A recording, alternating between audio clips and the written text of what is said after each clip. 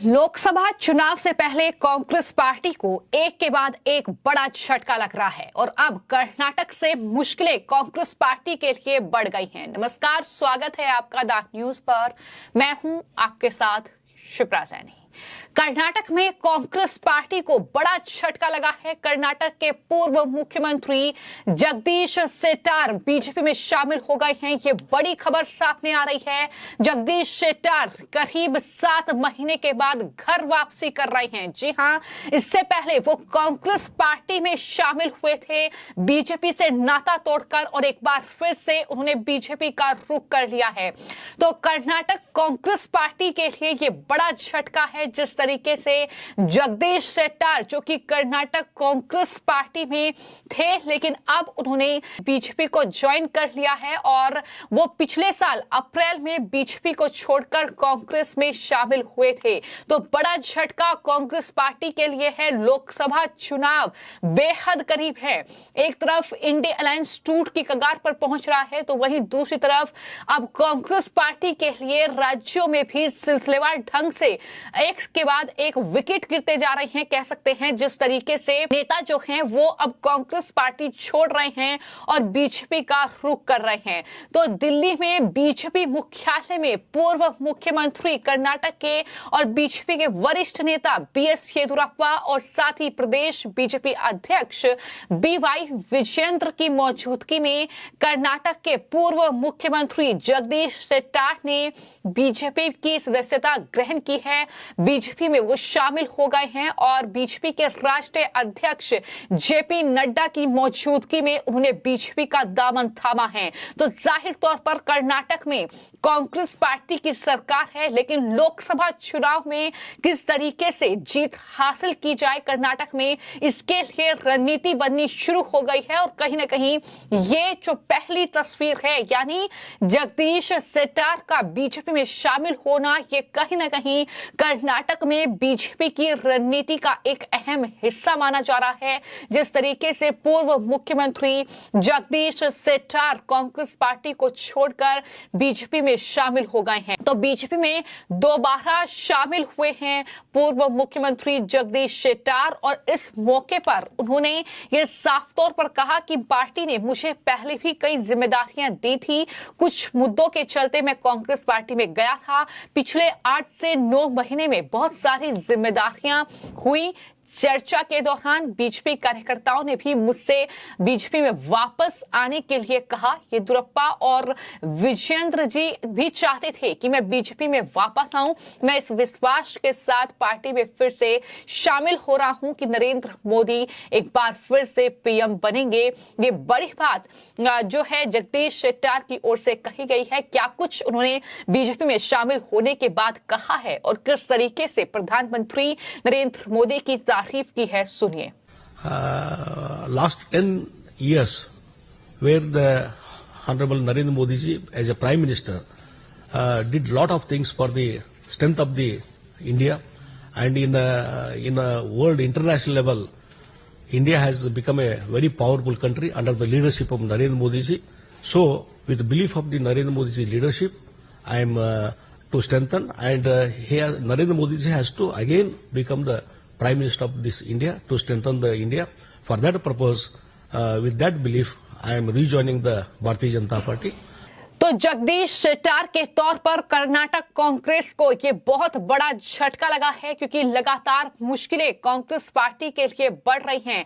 जगदीश शेट्टार की अगर बात की जाए तो वो राजधानी दिल्ली में बीजेपी कार्यालय में मौजूद थे, जहां पर उन्होंने बीजेपी की सदस्यता ग्रहण की है। केंद्रीय गृह मंत्री अमित शाह से भी उन्होंने मुलाकात की थी और उसके बाद उन्होंने दरअसल बीजेपी का दामन थामा है। हालांकि बात करें विधानसभा चुनाव की कर्नाटक में, तो इससे पहले जो कर्नाटक में विधानसभा चुनाव हुए थे, वहां पर टिकट ना मिलने की वजह से बीजेपी उन्होंने छोड़ दी थी। और जगदीश शेट्टार जो है लिंगायत समुदाय से आते हैं। लिंगायत समुदाय जिसका अच्छा खासा वोट बैंक कर्नाटक में है। मैं आपको यह बता दूं कि विधानसभा चुनाव से पहले पूर्व मुख्यमंत्री शेट्टार के साथ शंकर पाटिल ने भी बीजेपी छोड़ दी थी और कांग्रेस पार्टी का दामन थामा था। लेकिन अब उन्होंने कहीं ना कहीं इस बात का जिक्र किया है कि उन्हें इस बात का दरअसल अनुभव है, इस बात का रियलाइज हुआ है कि बीजेपी में रहकर ही उन्हें तमाम जिम्मेदारियां दी गई थी और यही वजह है कि लगातार जो कार्यकर्ता उनसे मिल रहे थे पार्टी के, वो भी लगातार ये कह रहे थे कि पार्टी में वापस आके, और इसी के चलते ये फैसला जो है शेट्टार की ओर से लिया गया है। Regarding, I am rejoining the Bharatiya Janata Party, and Bharatiya Janata Party earlier has given lot of responsibility on me, and because of some other issues, I went to the National Congress Party. And one thing, after that event, last 8-9 months, there is a lot of discussion in the Bharatiya Janata Party.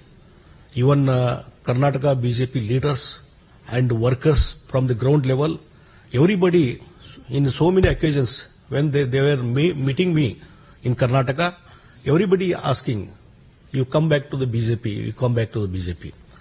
And for that purpose, I also responded, and even our leader, Mane Yediyurappa and State President Vijayendra ji, and our national leaders, everybody, they wanted to come back BJP, and accordingly, our workers feeling, I am rejoining the BJP. तो ये एक बड़ा नाम, एक बड़ा चेहरा कहीं ना कहीं जो बीच में एक बार फिर से शामिल हो गया है। जाहिर तौर पर कर्नाटक में बड़ा फेरबदल भी हो सकता है। इसी के साथ ये भी लगातार कई लोग जिक्र कर रहे हैं, लेकिन जहां तक बात जगदीश शेट्टार की है, तो मैं आपको ये बता दूं कि कांग्रेस पार्टी के लिए ये बहुत बड़ा झटका इसलिए है क्योंकि शेट्टार की जो राजनीति रही है, जिस तरीके से वो 6 बार विधायक बने हैं और बीजेपी में वो कई बड़े पदों पर रहे हैं। शेट्टार साल 2012 से 2013 के बीच करीब 10 महीने के लिए कर्नाटक के मुख्यमंत्री भी रहे और इनमें प्रदेश अध्यक्ष और कर्नाटक विधानसभा में नेता प्रतिपक्ष जैसे पद उन्हें मिले हैं। तो ऐसा नहीं है कि बीजेपी ने उन्हें पद नहीं दिए हैं। इस बात का जिक्र बीएस येदियुरप्पा भी कर चुके हैं। जब उन्होंने बीजेपी छोड़ी थी तो बीएस येदियुरप्पा ने इसको लेकर नाराजगी जाहिर की थी और ये कहा था कि बीजेपी ने शेट्टार को तमाम अहम पद दिए हैं। जिस तरीके से उन्होंने बीजेपी छोड़ी है ये सही नहीं है कि तमाम बातें उनकी तरफ से कही गई थी, लेकिन अब जिस तरीके से लगातार कहीं न कहीं तमाम अलग अलग राज्यों में बीजेपी लोकसभा चुनावों को लेकर अपनी रणनीति तैयार कर रही है, जिस तरीके से लगातार बीजेपी के जो तमाम मंत्री हैं वो अब कैंपेन में जुट चुके हैं, क्योंकि 2024 लोकसभा चुनाव में बेहद कम वक्त बचा है। और बात अगर कर्नाटक की जाए तो कांग्रेस पार्टी मौजूदा वक्त में कर्नाटक की सत्ता पर काबिज है, लेकिन कर्नाटक में किस तरीके से बीजेपी खुद को स्थापित करे 2024 में ये गेम पलटे, इसको लेकर कहीं ना कहीं तैयारियां अब पूरी तरीके से की जा रही हैं। और मैं आपको ये बता दूं कि लगातार इसी कड़ी में शेट्टार का बीजेपी में शामिल होना भी देखा जा रहा है, क्योंकि एक बड़ा नाम है कर्नाटक में जाहिर तौर पर। और ऐसे में जब वो बीजेपी में वापसी कर रहे हैं, 7 महीने ही उन्होंने कांग्रेस पार्टी में बिताए हैं, लेकिन 7 से 8 महीने बाद ही वो बीजेपी में शामिल हो गए हैं। तो जाहिर तौर पर ये कहीं ना कहीं बड़ी जो खबर है बीजेपी के लिए है, अच्छी खबर है। लेकिन वहीं लोकसभा चुनाव से ठीक पहले कांग्रेस पार्टी के लिए जहां इंडिया अलायंस मुश्किलें बढ़ा रहा है, तो वहीं अब पूर्व सीएम कर्नाटक के शेट्टार के तौर पर भी कांग्रेस पार्टी को एक बहुत बड़ा झटका लगा है। उन्होंने बीजेपी के राष्ट्रीय अध्यक्ष जेपी नड्डा की मौजूदगी में बीजेपी का दामन थाम लिया है। फिलहाल आपकी इस पूरे मामले को लेकर क्या राय है, हमें कमेंट बॉक्स में जरूर लिखें। धन्यवाद। ಹೇಳಿದಾರ ನನಗೆ ಗೊತ್ತಿಲ್ಲಪ್ಪ। ಅವರು ಈಗ ಕಾಂಗ್ರೆಸ್ಗೆ ಭಾರತೀಯ ಜನತಾ ಪಕ್ಷದವರು ಅವಮಾನ ಮಾಡಿದ್ದಾರೆ, ಟಿಕೆಟ್ ಕೊಡಲಿಲ್ಲ ಅಂತ ಹೇಳಿ ಬಂದರು. ನಾವು ಅವ್ರಿಗೆ ಟಿಕೆಟ್ ಕೊಟ್ಟು ಎಕ್ಸ್ ಚೀಫ್ ಮಿನಿಸ್ಟ್ರು ಅಂತೇಳಿ, ಮತ್ತು ಅವರು ಅಸೆಂಬ್ಲಿ ಚುನಾವಣೆಯಲ್ಲಿ ಸೋತರು ಅವ್ರ ಕ್ಷೇತ್ರದಲ್ಲಿ. ಆಮೇಲೆ MLC ಮಾಡಿದ್ದೀವಿ ನಾವು. ಸೊ ಕಾಂಗ್ರೆಸ್ ಪಕ್ಷದಲ್ಲಿ ಅವ್ರಿಗೆ ಯಾವುದೇ ಅನ್ಯಾಯ ಆಗಿಲ್ಲ, ಅವಮಾನನೂ ಕೂಡ ಆಗಿಲ್ಲ. ಅವ್ರನ್ನ ಗೌರವಯುತವಾಗಿ ನಡೆಸ್ಕೊಂಡಿದ್ದೀವಿ. ನಂಗೆ ಗೊತ್ತಿಲ್ಲ, ಈ ಡೆವಲಪ್ಮೆಂಟ್ ಗೊತ್ತಿಲ್ಲ ನನಗೆ. ಅಲ್ಲ ಆಗಿದೆ, ಪ್ರೆಸ್ ಮೀಟ್ ಕೂಡ ಮಾಡ್ತಾ ಇದ್ದಾರೆ ಬಿಜೆಪಿ ನಾಯಕರು. ಸುಮ್ಮನೆ ಸುದ್ದಿ ಹೇಳ್ಬೇಡ್ರಿ. ಪ್ರೆಸ್ ಮೀಟ್ ನಡೆದಿದ್ಯಾ, ಬಂದಿದ್ಯಾ ಪ್ರೆಸ್ ಮೀಟ್ನಲ್ಲಿ? ಪ್ರೆಸ್ ಮೀಟ್ ಮಾಡ್ತಾ ಇದ್ದಾರೆ, ಬರ್ತಾ ಇದ್ದಾರೆ.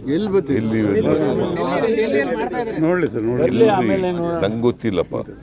ನನಗೆ ಅವರು ಒಂದ್ಸಾರಿ ಏನು ಹೇಳಿದ್ರು, ನನಗೆ ಕಾಂಗ್ರೆಸ್ನಲ್ಲಿ ಅಲ್ಲ ಭಾರತೀಯ ಜನತಾ ಪಕ್ಷದಲ್ಲಿ ಅವಮಾನ ಮಾಡಿದ್ದಾರೆ ಟಿಕೆಟ್ ಕೊಡದೇನೆ, ನಾನು ಮತ್ತೆ ವಾಪಸ್ ಹೋಗಲ್ಲ ಅಂತ ಹೇಳಿದರು.